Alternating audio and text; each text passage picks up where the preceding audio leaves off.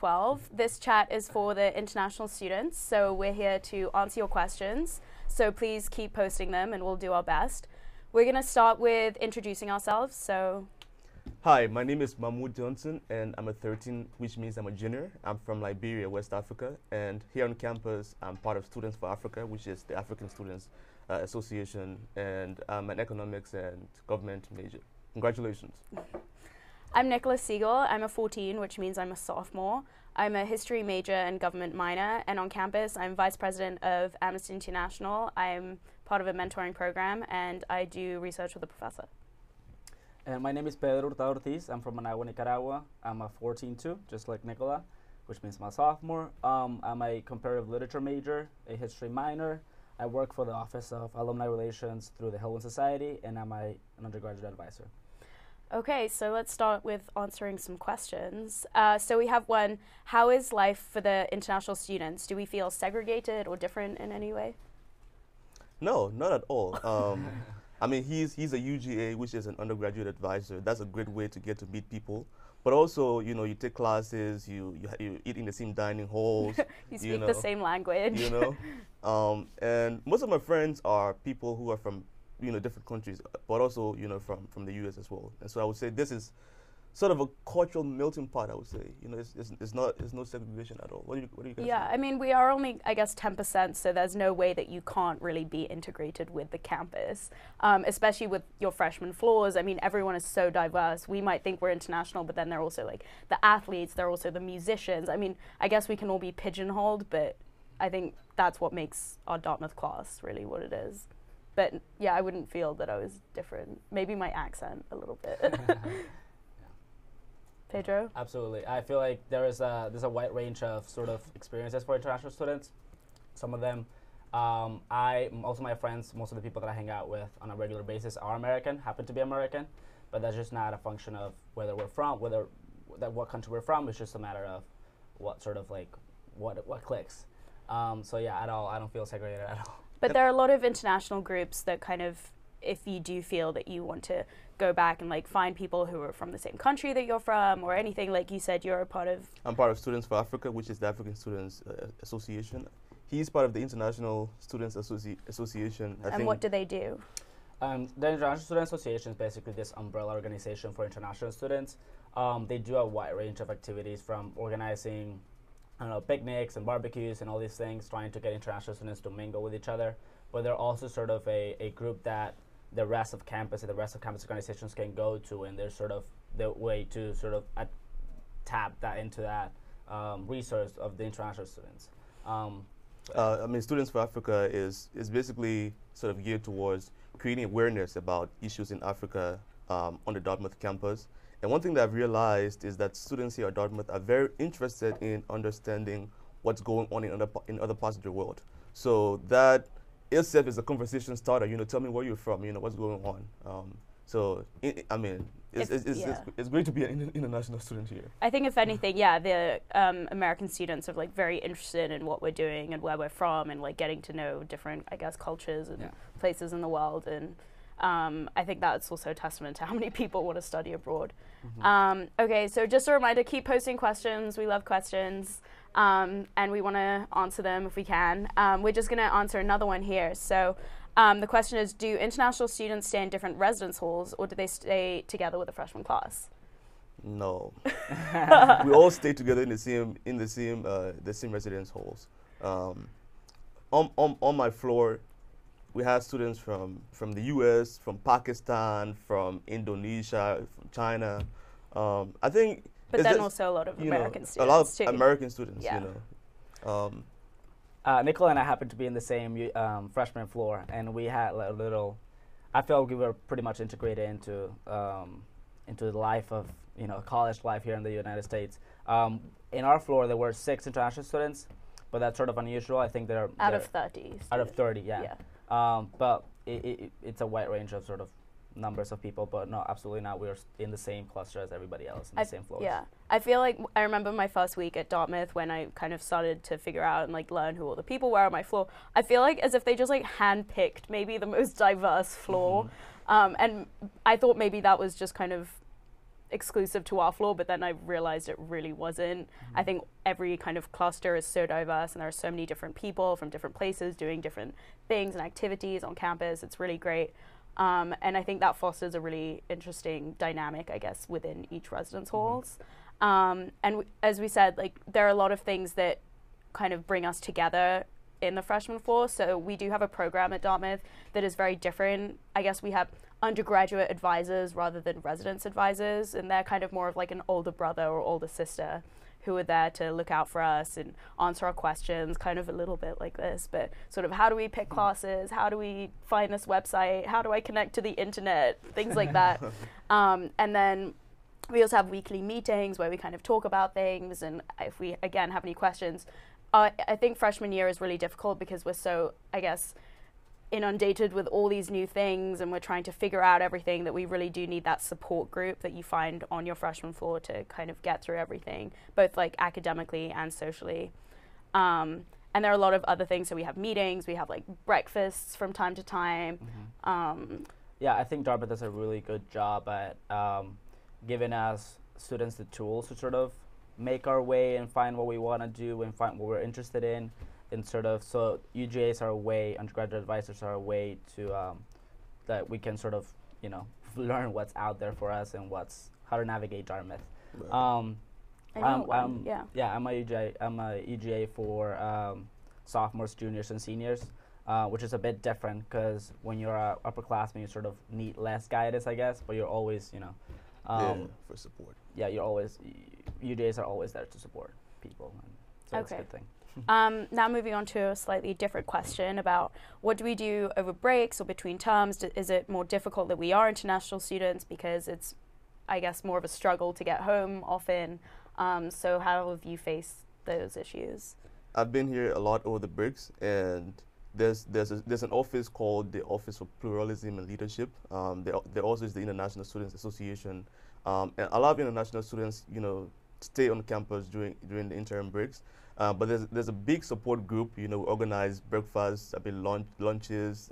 We organize these excursions. You know, go skiing and all that stuff.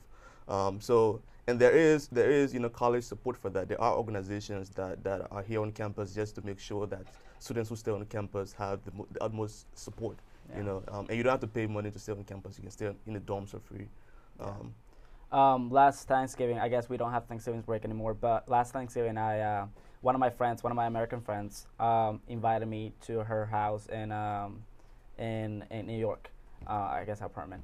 And so it was like a really nice experience. Yes, as Mahmoud said, a lot of people stay here on campus, but at the same time, you know, you can always sort of count on the people, as Nicola said before, people are going to be interested in like getting to know you and sort of take you home and show you to your family. So that was really nice.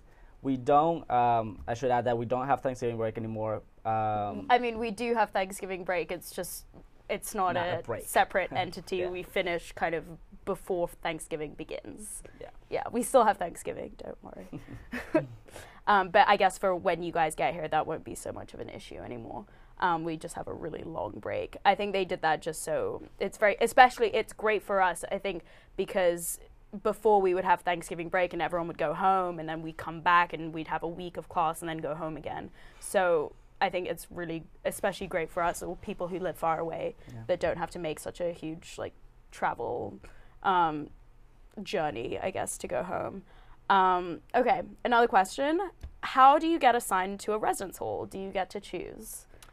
You get asked different, well, as a freshman, you get like a form, and you're going to be asked different questions to determine sort of like what kind of roommate would you have. For example, they'll ask you like something like to the effect of like, how messy are you, or something like that. How late do you stay up? How late do you stay up? So like they can put you with people that are like sort of like in the same like life pattern, like life cycle as you. But that's for when it comes to roommates. When it comes to residence halls, there's one option that there are obviously many options, but there's one option in the East Wheelock cluster. There's an international residence, and there's the East Wheelock cluster just works a bit differently because they're sort of like the first people to sort of go on dinners with profs, and the college will often organize events there in East Wheelock. So that's a good way to get involved. There's also substance-free housing. Right. So if you have an issue with anything, you don't want to kind of be involved with people like drinking or anything, or if you want more of like a quiet space perhaps, and you like to go to bed early, those are completely valid kind of reasons. And you can, there are different floors at different residence halls, so it's not like you're in a completely different building. You're still in the same building as many other people. You just have like a different, I guess, kind of schedule and time. So that's also an option, and I think that would be kind of on the questionnaire. And then after freshman year, it's kind of a lottery system, and we're kind of going through all of that now. And of course, with the Dplan, everything's changing every term, so I think there's a lot more moving around. So there's no way that you could just like apply for, I guess, a residence and just keep that for the whole year. Okay, another question: what is the hardest thing to adapt to? What kind of resources are there to help us, I guess, find our ground here? Well, for me, the hardest thing to adapt to was not Dartmouth specific, was the U.S. You know, the winter, the weather. It's very different. And one thing that really helped was the office that deals with international students.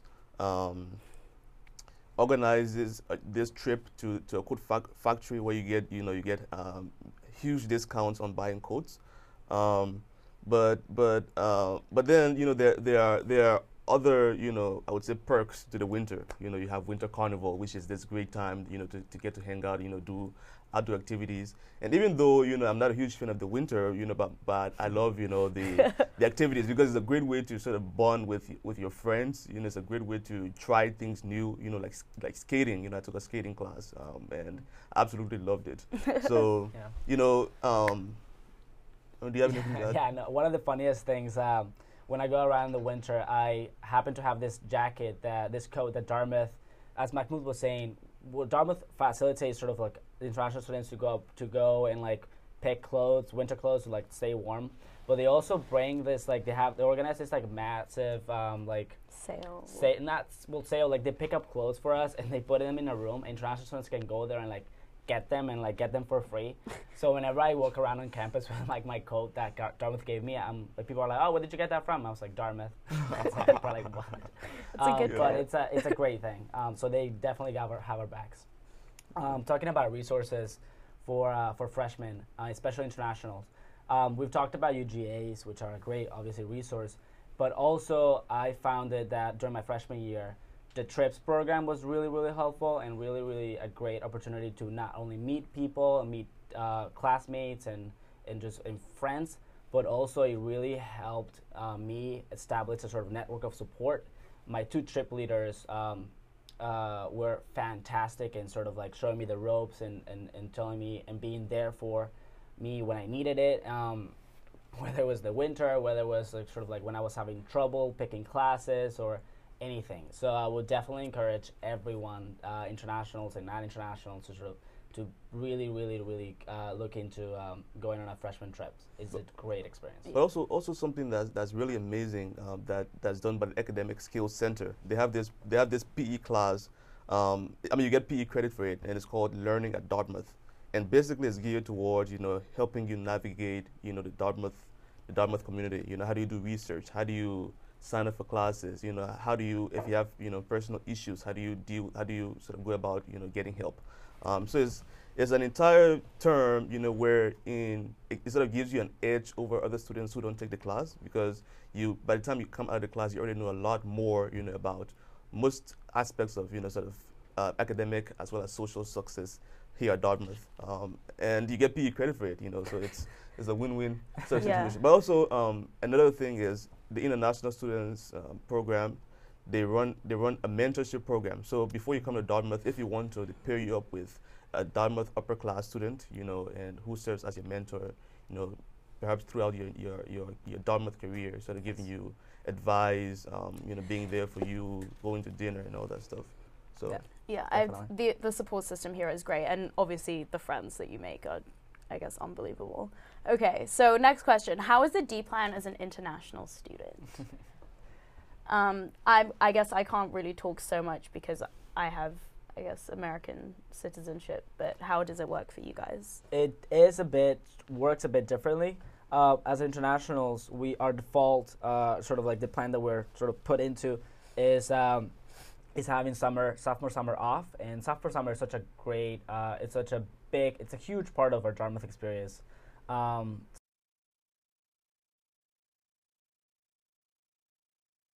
Writing my thesis and not take classes senior spring.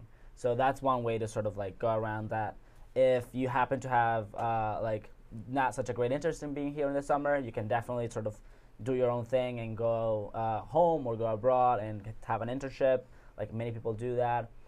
But they're definitely, I feel like it's hard for international students to not have the same experience as any other student if they really want to. So. Right. And it's the Dplan is very malleable, I would say. You know, you can pretty much model it to fit your schedule. You know, as you said, some people do. I took my sophomore summer off. You know, went back home to my country, got money from Dartmouth. You know, to go back home to my country to work with young people there. You know, so I mean, the Dplan is such that, you know, it's hard, you know, sort of to feel like you're being boxed, because you know, you can decide, you know, I want to be on this term. Of course, there are some rules to it, but you know, there are people here to work with you, you know, to do whatever it is you want to do. If anything, it's kind of the opposite, because you want to fit so many different things in, and you don't really know, because you don't want to be away from Dartmouth so long, but then you want to do this FSP, foreign study program, or this like internship, or this like kind of opportunity. Like there are so many different things you want to do, and you want to take classes and figure out your academic program, and I think it's really great. But I think apart from maybe this sophomore summer, which causes a few hiccups, it doesn't really change between international students and American students. Yeah, I'm going on a foreign study program to France in the winter. So, and most like, you know, there's no difference whether there are a bunch of international students going there, there's a bunch of American students going. So there really isn't a difference. Okay. Just another question. How closely knit is the student body as a whole? Walking around campus, there are a lot of people you know? I think that's kind of a funny question. No, well, personal experience. When I got to Dartmouth for the first time, I remember very clearly walking from the bus stop, and I had about 3 people. I had 3 people, you know, that I didn't know before, you know, sort of helping me carry my things to my dorm, you know, and that's something that I think truly is unique about Dartmouth. And the reason I say this is because I've been to other schools here in the U.S. where it's very different. The dynamics, you know, among students, you know, people are in these little, you know, sort of bubbles, versus here at Dartmouth, where, you know, like if the sun is out, you know, you see like hundreds of people laying on the green, you know, people, you go to the basketball court, and you know, you meet random people and play basketball. So there are lots of those opportunities here for you to get to meet different people, and just, you know, sort of hang out. You don't have to sort of remain stuck in certain bubbles. You know, there are lots of opportunities to meet new people. I'd say I found this, especially this time, that I've been running late a lot more, just for different kind of meetings and things like that, because say I'll leave my dorm with 10 minutes to go, and I'll run into like 5 or 6 different people I know, and I can't just walk past them. I have to say hi, and you end up getting in a conversation, and then you realize that you're already running late, and then you kind of move on, and then you run into someone else, and it's kind of a vicious cycle. But I don't regret that. I think it's great. To have, I mean, the people here are your family, your support group. Like, it's so nice to be able to see your friends whenever you want, see people you know, but then also meet new people all the time, especially with all the different things you're doing on campus. Yeah, I think Dartmouth obviously teaches a lot of things, but I think one thing that I've learned is that the wave and sort of like keep on walking and making conversation. It's like, hey, hi, how are you? Like, but then getting somewhere, because otherwise there's so many people that you know, and there's so many people that are interested in like finding out how your day has been or whatever, that you really do go get late to things. It's just like stop and talk to everyone.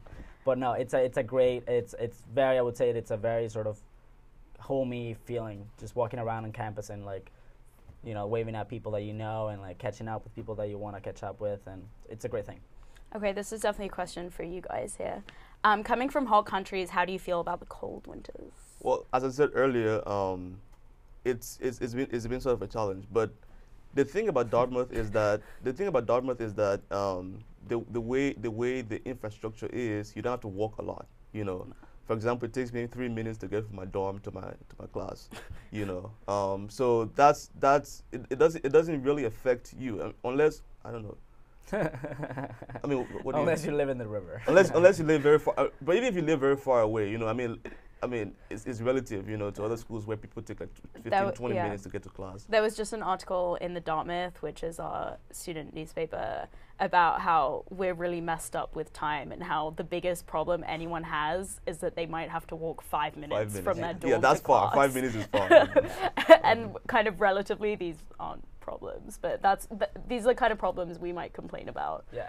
Right. And it's only 5 minutes. And also, you know, as we were saying earlier, you know, there's winter carnival. There are lots of winter sports, and I think, you know, one value, you know, in sort of coming to school away from your home country, your home country is sort of, you know, the ability to do things that you wouldn't otherwise do in your home country. You know, for example, skiing. You know, and all these winter activities.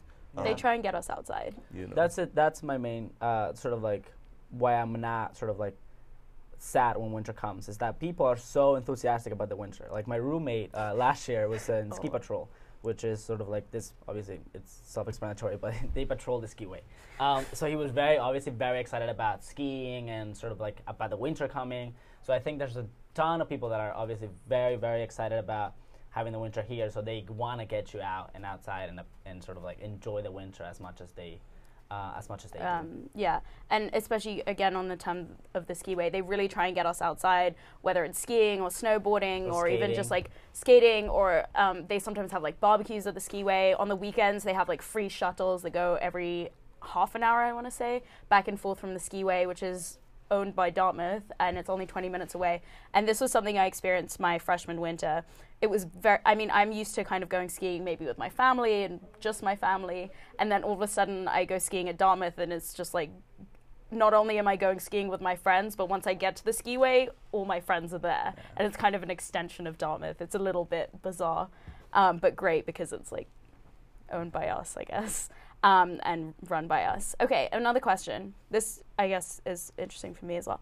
What made you guys choose Dartmouth instead of a university in your own country? Well, first of all, Dartmouth is, I mean, I was looking for some place that had, you know, that had very high academic standards, and also an environment that was sort of what Dartmouth is, close-knit. Obviously, you know, there weren't a lot of opportunities to access that, but from what I read on the internet and from what I saw in pictures, Dartmouth came across to me as a place that would fit my needs, my academic as well as my social needs, and I've not had any regrets since I got here. I've done high quality research. I get a chance to meet professors who have done extraordinary things in their lives, and, you know, I sit and have, you know, one-on-one conversations with these people. And that's something that you don't get at other universities, where professors are more focused on research, versus here at Dartmouth, where, you know, they're very much focused on the undergraduates, and you get a lot of time, you know, with professors. So I mean, that's just one of the many aspects of Dartmouth that I mean, I don't think I would have gotten in my home country, you know. Well, I had a bit of a different experience because I went to school in Hong Kong, in a United World College. So for all UWC students watching and tuning in, definitely come. So it was sort of a given that we were going to go to school in sort of in the U.S. or Canada or U.K. And but I definitely chose Dartmouth specifically because as Mahmoud said, I wanted to. I had a very social experience in high school, and I wanted sort of that high academic standard. And I was completely right, but then I thought I was going to sort of have a very sort of quiet time, and I was picturing myself in the woods and like just like with my books and just studying all day. And that's definitely not the case, and I'm so happy it's not the case. But I definitely wanted that. That was the first thing. I definitely wanted a high academic standard and to challenge myself academically and intellectually. And that was something that I don't think I would have gotten in a university back home. So I think Dartmouth was a great fit for that. And for me, it was kind of a whole array of like reasons. I think it was very specific to me. There was nothing wrong with the British system. I just felt like I was always oriented to go to the States. I didn't know what I wanted to study. I couldn't choose that early. I wanted to keep all my options open. I guess I'm used to kind of coming to the States, and I wanted to be in the States. I wanted a college experience that I feel lacks maybe in the UK.